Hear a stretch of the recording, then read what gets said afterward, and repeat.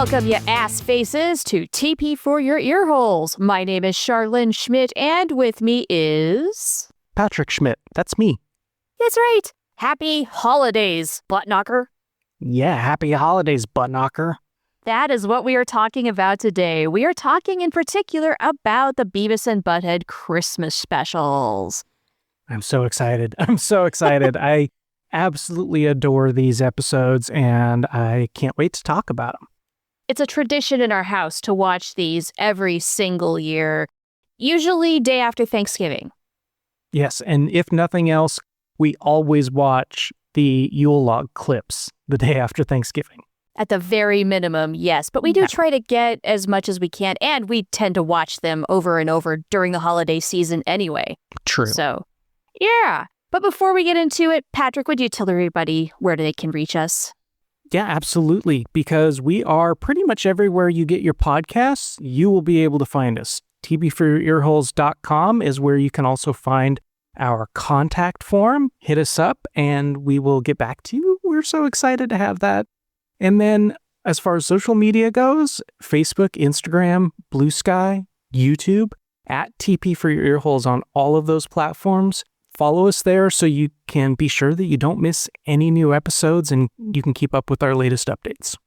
That's right. I'm also going to periodically post the Yule log videos just in case you want that ambiance. But before I get too deep into what we're talking about, let's maybe give everybody an overhead of the various Beavis and Butt-head Christmas elements, because there's some things just to break down. There are, and I was almost kind of surprised that there weren't more, because we do miss a couple years where there were no Christmas specials. So we, in particular on this episode, are going to talk about 5 different things. So we're going to talk about Letters to Santa Butt-head. We're going to talk about Ha Ha Humbug, that episode. We're also going to talk about the episode It's a Miserable Life. We're also going to then talk about the videos episode that was just Christmas videos. And then I think my favorite, maybe your favorite, we'll see, the Yule log clips. But those all aired at relatively different times. The very special Christmas with Beavis and Butt-head, which was like the videos episode, as well as the Yule log clips, those debuted December 17th, 1993. 1993. Daw. And then the others, the Ha Ha Humbug, It's a Miserable Life, and Letters to Santa Butt-head, those all debuted in 1995 on December 19th, as a matter of fact. So we didn't get new specials in either 94 or 96. There were new episodes in December of 94. There just wasn't a Christmas one. And there were no new episodes in December of 96. And then the series ended right around Thanksgiving 97. So there was never that opportunity. But we did get these 2 specials. And from those 2 specials, 5 different things that we can talk about. Yes, 1995 apparently was Christmas extravaganza for Beavis and Butt-head. There was, just a movie coming out in 1996, so I can understand why they didn't go all out for a Christmas special then. And we did get a Thanksgiving special in 1997. It was one of the very last things Beavis and Butt-head did. And no, we're not going to talk about it, unfortunately. But if you do search around on the internet, you can find it as well as on King Turd. So let's get into it. Let's talk about the first thing on this list, and that is the Letters to Santa Butt-head. Now, I have a question for you. Okay, fire away. Do you remember how incessantly MTV played the promo asking for Letters to Santa Butt-head about 2 weeks before the due date? I do not remember this. Fill me in. How bad was it? It was like they would rerun it. It was constant. And you know what? I considered writing a letter to Santa Butt-head, but ultimately I wasn't really sure what I was going to possibly say. And then turns out, based on the results, if I had just declared my love for Beavis and promised to take good care of him, maybe I would have gotten on the show too. And is this the start of like Beavis stands, or maybe the public start of Beavis stands? Because one of the things that I really did not get until we sort of became not just fans, but members of the fandom, is how many people love Beavis and love Butthead, as in they're so cute, as in, gosh, I wish they were real, I would kiss them. And maybe this is the start of that sort of obsession. It's really interesting. I think it's the first public declaration of it, on a massive scale anyway. And Karen Cleavage, I tell you what, she just hit all the right notes. Including the fact that she signed her letter Karen Cleavage, because of course that's not your real name, but that's very clever. Yes. Now, I do want to talk about the flip side of that, which is our friend, and gosh, if you're out there, please touch base with us, Ethan Herrera. Yeah, how is your whole family? Right? Poor Ethan. I feel bad that he got so trashed, and I feel like if he was not relentlessly bullied for like the next 5 years. Well, that would have been a miracle. Seriously, how would he have avoided that? And no, his friends trashed him and probably still do to this day, but lovingly. Well, and let's hope it's become that. Let's hope it's become a fond memory. But I would love to touch base with Ethan because honestly, like all the other letters that came in, they were not mean, but they were mean to Ethan. Yeah, they really were. And I suppose the thing is all Ethan wanted to do was say hi to his entire family. He didn't necessarily need Santa Butthead to do that. Is that why they trashed him? Probably.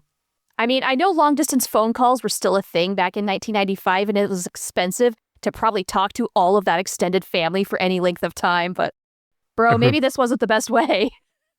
This series of letters is also where we get a very, very excellent Beavis plop. Oh, yes. Yeah, what happens to reindeer turds? They hit the ground and go plop. Yes.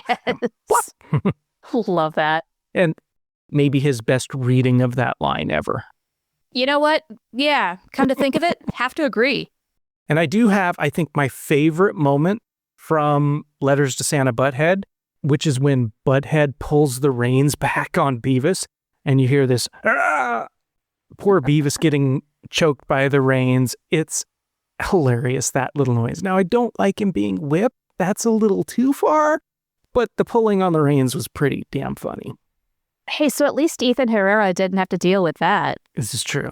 And by the way, we do need to throw out shout outs to Jeff Boggess. We need to throw out a shout out to Les Dixon. We need to shout out Aaron Cater and everyone else who used their real name. And my goodness, if you are out there, please, tpforyourearholes.com, fill out that contact form. We'd love to talk to you. Now, I know you intentionally mentioned people who gave their real names, but you know who I really want to hear from? Who? Is Boner. Boner. True. So Boner, if you're out there, hit us up. You may be able to help solve a mystery. Please. Yeah. And don't send pictures, though. Yeah, that's okay. You don't have to. Well, how about we move on to the first of the full-length episodes that they did and talk about Ha Ha Humbug. Ha Ha Humbug. What a great episode. And I honestly think this might be Beavis's best episode. Yeah, you think? Yeah, I really do. I mean, he really gets to shine. Obviously, he's the focus of this episode. And I really think that Beavis in this particular episode is carrying the story in a way where he doesn't normally get to do that. And it's an extended episode, so he really gets that chance. And the writers really get that chance to kind of put a little twist on A Christmas Carol. Yeah, that's a very good point. Plus, it just occurred to me as we were prepping this episode, this might have been a moment where we actually saw at least an alternate version of Beavis in what was somewhere in his 20s. Oh, yeah. Now, we've done an episode where we conjured up Beavis and Butthead in their 20s and 30s because we declared we had never seen that before. Well, I guess we kind of did. Yeah, maybe a tiny bit in that episode. We saw Butthead with some facial hair. That was kind of fun. He tried to grow a beard. Yeah, he did.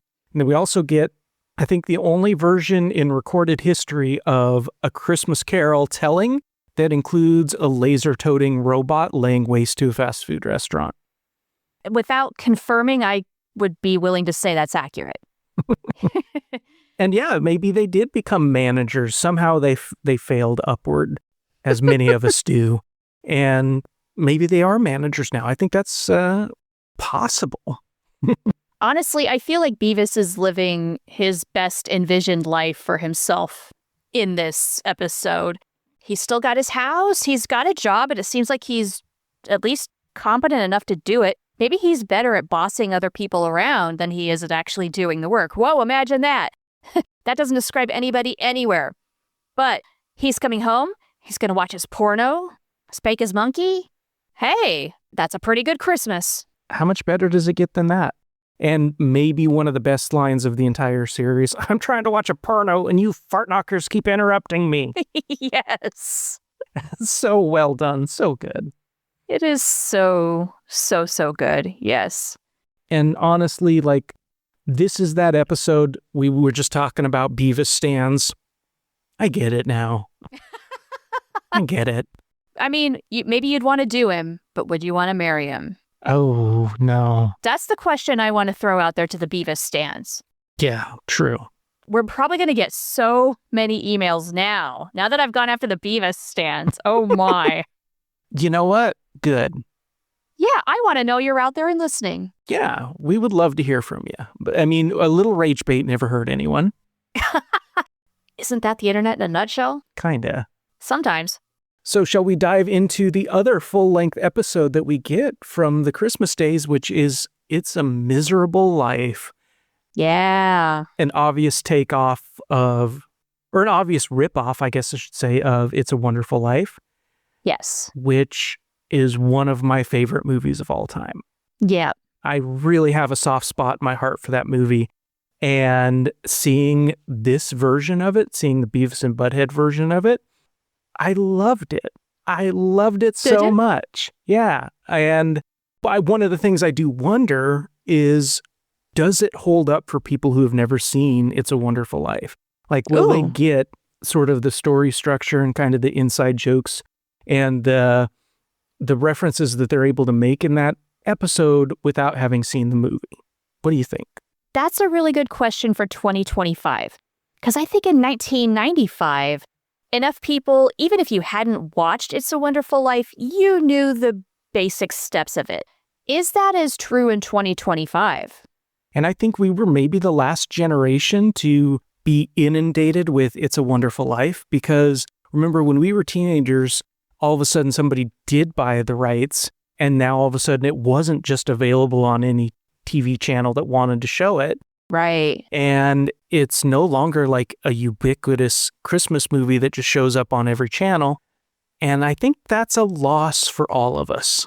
Yeah, how quickly I have forgotten, and maybe our audience as well, if you're as old as we are, that this used to be a thing.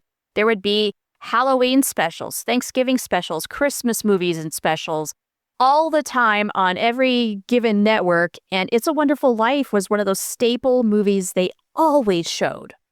And you know why? We've all of a sudden become an It's a Wonderful Life podcast. I'm sorry. But do you know why it was such a ubiquitous Christmas movie? Tell me. Well, because somebody forgot to renew the rights, and because the copyright expired, anyone could use it for free. Oh, no, Kate, that was why. Mm-hmm. It's not because it was a particularly great movie. It was kind of a flop when it came out, but it was just the repeated showings once the copyright had expired that turned it into this classic. Oh, well, I'll be damned. I didn't know that. Mm-hmm. That's cool. So I mentioned before, does it hold up for the people who don't watch the movie or haven't watched the movie? It's little references like Charlie Angel. Again, maybe a reference you may or may not get. I don't know.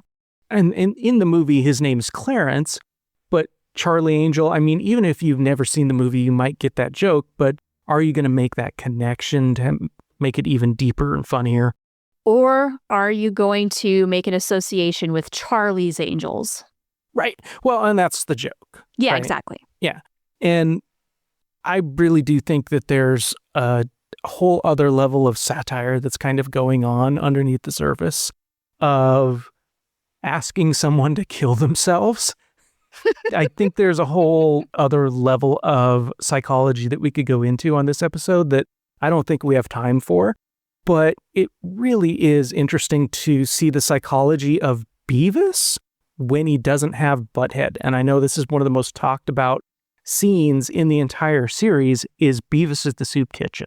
Yeah, I hate to say it, Butt-head, but life really is better without your influence, especially on Beavis. Yeah.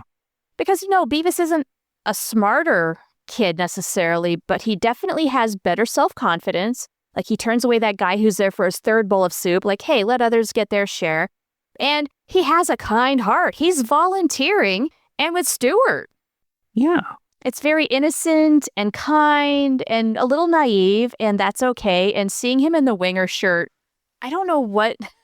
the first time watching that made me laugh so hard, but then ultimately, maybe I became a little bit of a Beavis stan with this episode just because he's a good guy. He means well. He's that typical nice guy that girls probably are really not going to be attracted to, at least in high school. And I don't know. In this version, Beavis at least has a chance. Right. Very true. And do you have a favorite line from this episode? Yes, it's in the very beginning where everybody's saying their nightly prayers to God, and they're all saying, please do something about Beavis and Butt-head because it's just terrible. And my favorite line is, come on, God, okay? From Mr. Van Driesen. That just cracks me up. Yay, it's so good. So now that we've discussed both of the full-length episodes, we now have, I think, an opportunity to go back in time and look at the first Christmas special, which was really focused on Christmas videos. Honestly, I forgot that this existed. I forgot that this was a thing until, honestly, we got King Turd, and then I was like, oh, wow, I have no recollection of this actually happening in 1993 when it came out. Now, do you remember it when it came out? I don't remember it in 1993, but subsequent countless reruns definitely filled me in later. Yeah, I don't even remember seeing it in reruns. I just missed this somehow. And this is why, if you've listened to previous episodes, we feel like we need the full series somewhere released legally. Maybe so. And there were also the Yule log clips, which we'll talk about in detail. And it didn't occur to me that there were a bunch of rights issues with this sort of thing. Maybe that is why you got the Yule log clips on the DVD, but the videos, Oh, I'm sure that was everything to do with it, because Christmas music, it doesn't have rights. All that stuff is expired. And so that was the stuff they could put on the DVDs, and the videos. Yeah, that's so complicated. Yeah, it's different doing Jingle Bells as opposed to the Ramones talking about getting into the Christmas spirit, which honestly just weirds me out, okay? Yeah, agreed. By the way, if you do want to watch these videos, there is a playlist. They're all on YouTube. You can check it out. And I went through it just to refresh myself on all these videos for this episode. And it occurred to me, I may never, ever like Christmas music in my life. And you know what did it? You know what ruined it for me? What ruined it? Working retail. Ooh, yeah. And the fact that from Black Friday until at least January 1st, all you're hearing is Mariah Carey and Amy Grant and all your favorite classic Christmas hits on an endless loop all day, every day, until they finally kill the damn thing and then put it back to the other crap they were playing before. So I know you know the answer to this question, so I'm just going to ask it. Okay. How long is the loop? The loop at the place where I worked, now granted, this does not apply to everybody, but it was 5 hours long, and that's how I could tell without looking at the clock where I was at in my shift that night. It disgusts me. Ew. Yeah. Now, are there any songs or any videos that you like in this particular episode? Or maybe any reactions that you like? Honestly, with reactions, yes. It makes my day when I was watching through the playlist and saw them cover their eyes when Bowie does Peace on Earth, because, oh, God, no.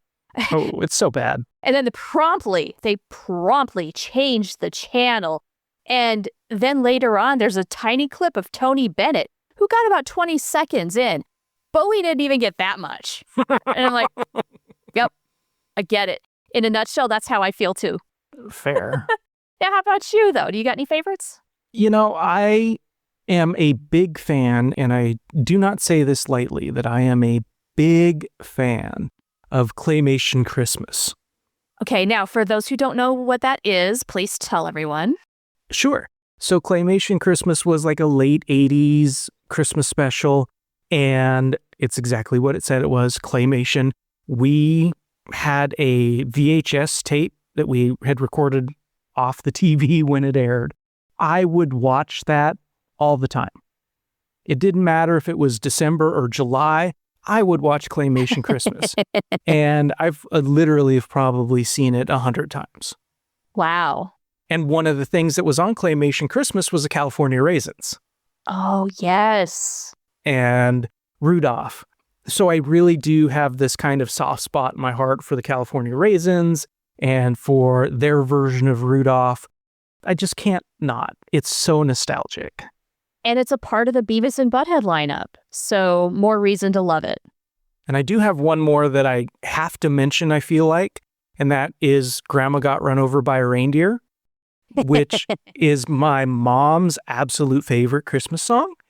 And I'd be remiss if I didn't mention that. And Mom, Merry Christmas to you. She died in 2015, but every time I hear Grandma Got Run Over by a Reindeer, it feels good again. Yeah, we dedicate that one to her. Mm-hmm. When I was a kid, that was my favorite Christmas song, easily. But all the other ones, honestly, there was so much opportunity for good stuff. The Ramones was about the best of the worst. But everything else, I feel like everyone took themselves too seriously. That's a problem with especially hard rockers taking on Christmas songs. Mm-hmm. Something about that just does not fit. No. And you see that in a lot of these videos where just don't, guys, don't. Like Hall & Oates tried to toe that line and failed horribly. Yes, it's a terrible video. The guys who did Frosty the Snowman, again, too serious. If you are a big artist like that, like it's supposed to be outlandish and over the top. I'm gonna say something controversial here. That's why I actually don't mind Mariah Carey doing Christmas, is because she gets it. You can tell it's bombastic and over the top, and that's what it's supposed to be. It's not supposed to be like a sing-along. Am I wrong on this? Not necessarily. Okay. I mean, I think both things can be true. I think it can be a little bit of a sing-along. I think also you are right about Mariah Carey. My favorite thing about the whole Mariah Carey thing is that she leans into it so much. She embraces it. Yeah. Which is great anytime anything becomes kind of a pop culture, I don't know, joke or thing or whatever you want to call it. And it spawned so many good remixes on YouTube. Yes, that too.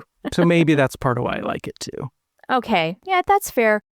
It's just, man, I don't know if I need every single artist's take on their favorite Christmas song, because I think you nailed it. They take it too seriously, and it's sort of like the national anthem where the longer you go, the worse it is. Yeah, that might be the case. A lot of artists fall into that trap, and we do not need this. And one thing I do want to mention, and I feel like we missed this, I feel like we're about maybe 5 or 10 years too young for having caught on to the Max Headroom craze. Oh, right. Okay. That might be one of the best videos in the series is Yes. If you are familiar with Max Headroom, it is cool. Yeah. And if not, look it up on Wikipedia because you missed a cultural moment. And I know I missed it. And I know I'm still missing it. But I do feel like that's actually Christmas, celebrity Christmas, well done. Yeah. Bowie, not so much.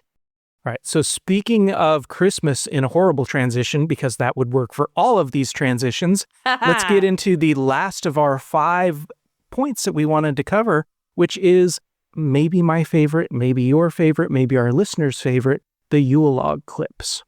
Yes, and I highly recommend watching these clips. They are accessible, whether you have the DVDs of the Mike Judge collection, it's volume 3. You can go on archive.org and watch. We'll put a link in the show notes, and they're probably on YouTube too.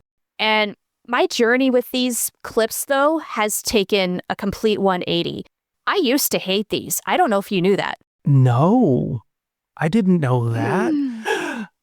I wanted to drop that What? bombshell on you tonight. Oh my gosh, this is mind-blowing because this is something that we've always been able to bond over. And okay, so take me through your journey because I do not know this. I need to know what twisted the path for you.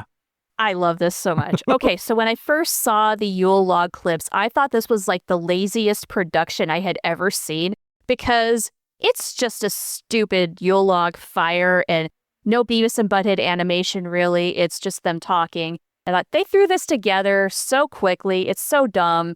They didn't put any effort into this at all. That was me being an ungrateful biatch teenager, okay? Oh, well, don't be so hard on yourself. But here's the thing. Okay, no, but if you actually pay attention to what they're talking about, it's hilarious. Yeah. And some of my favorite moments are in the Yule log. What changed things around for me was when we did go through the DVD sets, when we got them.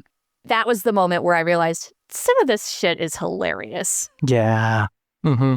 So I do have a favorite, Okay. and I feel like this is an all-time classic. It's got to go to, it sounds like Ozzy. Yeah. Ozzy. Yeah, we say this by heart throughout the holiday season all the time. Oh, all the time. We talk about it being the holiday season. Honestly, this is a year-round reference for us. It can be, although we will sing along when we watch. I do da-da-da, da-da-da, da-da-da, da-da-da, da-da-da, da-da-da. Yeah, we had to do that for this episode. Of Had course. to. It is funny because anytime we hear like Black Sabbath, we'll just be like, sounds like Ozzy. It's referring to this. Mhm. Yes. Yeah, definitely one of those where like I think the more you watch it, the more you appreciate it. I think so too. It might not be super crazy in terms of production value like the episodes are, Mhm. but these are just fun. So you got to enjoy them for what they are.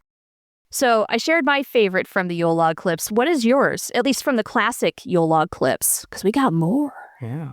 So my favorite from the classic is another line that we quote almost at least, I'd say at least once a week, which is Butthead's Christmas joke. Oh, hey, yeah, you want to tell it? Why is Rudolph's nose red? Yeah, because it's bloody. And Yeah. then Beavis comes back with, well, how come Santa's suit is red? Because it's bloody. It's such a bad joke, but it's also perfect Butthead and perfect Beavis character humor. It is. And it was also one of the things I noticed was this little segment, this little clip of the Christmas joke was when I really started paying attention to writing. Really when I started paying attention to every word that they would say and how they would say it, because I really think it's interesting that in this particular joke, in this particular clip, instead of saying why, they say, how come? Oh, you're right. They do. Yeah, so it's like, how come Santa's suit is red? Okay, any thoughts on that? Why? I noticed that, and I started really paying attention to it in other episodes and really listening for how come. And instead of why, because I'm obsessed now. I'm obsessed as somebody who teaches communication. One of the things that has always been super interesting to me is like linguistics and how words form, where they come from, etymologies, all that cool stuff. And I wonder, is there some sort of connection between intelligence and the use of the word why versus how come? I just think it's a rougher way of saying why. And that's really unique. And I really do now pay attention to everything that they say and the way they say it, because I think there's little bits of that throughout the entire series and probably stuff that I haven't even picked up on yet. But I'm paying more attention now because of this clip. That's cool. It could also be a regional thing. I don't know if this is a Texas deal, but it could be that as well. Sure. Yeah, it could be. But again, I'm just listening for those little moments where they sort of devolve the language. Now, the cool thing about the Yule logs is the clips don't stop with those 1993 pieces. We've gotten some newer stuff in the 2020s, and not just once, but twice. Nice. So thank you, Paramount Plus and Comedy Central, because in 2022, Paramount Plus released a 3-hour Yule dumpster video on YouTube. And in 2024, Comedy Central released a 30-minute Beavis and Butt-head Yule log clip with stockings hanging on the side. And both of these are on YouTube. Again, we'll provide the link. And these are meant less for commentary and more for the ambiance. So, hey, as you're wrapping presents or cooking some food or prepping for a party or what have you, these are a great thing to have on in the background. And as someone who grew up in a house where we always had Christmas ambiance going, I really do appreciate it. Yeah, it gets you in the mood. And this is no surprise, but just in case you have not seen these, I'll just entice you by saying that Beavis's obsession with fire is understandably featured heavily in both of these clips. And thank goodness. Yes, I am grateful for Beavis's obsession with fire this holiday season. Yes. Hey. And so I think that does it. I think that is a bit of a roundup of the Beavis and Butt-head Christmas holiday specials. Yeah, we did it. And hey, thank you all you Fortnarkers for joining us, especially as we are leading into the holiday season. This is a busy time and you chose to spend a little bit of it with us. Thank you. Yeah, we appreciate you and we hope you'll understand that we're going to take a couple weeks off just to enjoy the holiday break. But we are going to be back on the first Thursday of 2026 with an all-new episode. So in the meantime, I'm going to get me a Christmas burrito. Are you going to get some Christmas nachos? No, I'm going to get some Christmas churros here in California. Oh, churros, hell yeah. All right. Yeah. Well, we're going to go do that. And happy holidays, you butt knockers. We appreciate you and look forward to so much more coming in the new year.